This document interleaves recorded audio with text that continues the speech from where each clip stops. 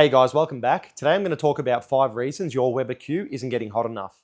There's a bit of a misconception out there that the Weber Q doesn't get as hot as other barbecues do, and it is true to some degree, but if you do maintain this barbecue properly, it does well and truly get hot enough to cook anything in it. Whether it's searing a steak at really high heat or slow cooking a rack of ribs, this barbecue can definitely do it, and today I'm going to show you a few tips to get your Weber Q searing hot again.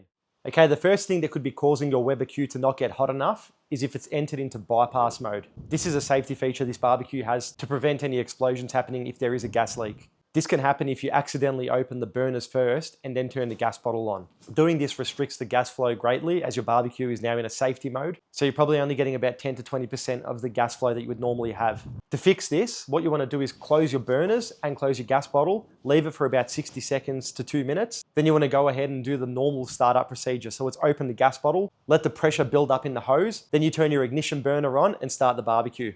If you were in bypass mode, you should notice a huge difference to how much gas and heat is coming out of the barbecue now. Okay, the next thing that could be causing your barbecue to not get enough heat is a blocked burner tube. This is very common as this barbecue doesn't have the covers over the actual burner like a lot of other barbecues do.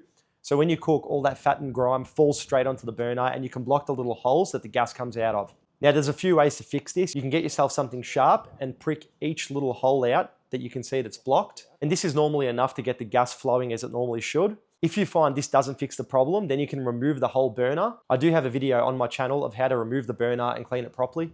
So once you've washed the whole burner in soapy water, let it dry out thoroughly and then reinstalled it, you should notice you should have the normal gas flow that it had when it was brand new.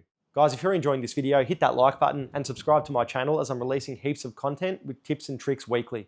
Okay, tip number 3, and this is a really simple one, but people do overlook it. It's having a gas bottle that's running low on gas. This actually happened to me a few months ago. I was trying to sear some steaks and I noticed I wasn't getting the normal heat I normally got out of this barbecue. And surely enough, my gas bottle was running really low on gas. Luckily, this is really easy to check and really easy to fix. If you pick your gas bottle up and you notice it's a lot lighter than normal, that can mean that you're out of gas. To fix this, all you need to do is close the valve, undo the fitting, and replace the bottle with a new one. Once again, this is a really simple fix, but it's something that a lot of people do overlook as you don't have to change it too often. Now, the 4th reason your barbecue isn't getting hot enough is one that you can't really control, and that's weather.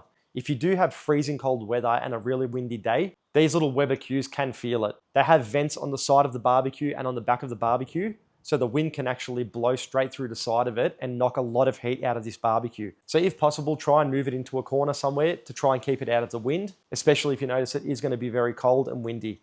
Luckily, where I live, it doesn't get too cold. We don't get snow here, but for other people around the world, this is something that could definitely affect you. So do your best to keep the barbecue out of the weather when it's windy. Now guys, I'm going to give you a little bonus tip here. When you cook on this barbecue, cook with the lid down. I have spoken about this in a lot of my other videos, but it is so important with this barbecue. Keeping the lid down keeps that heat in the grill.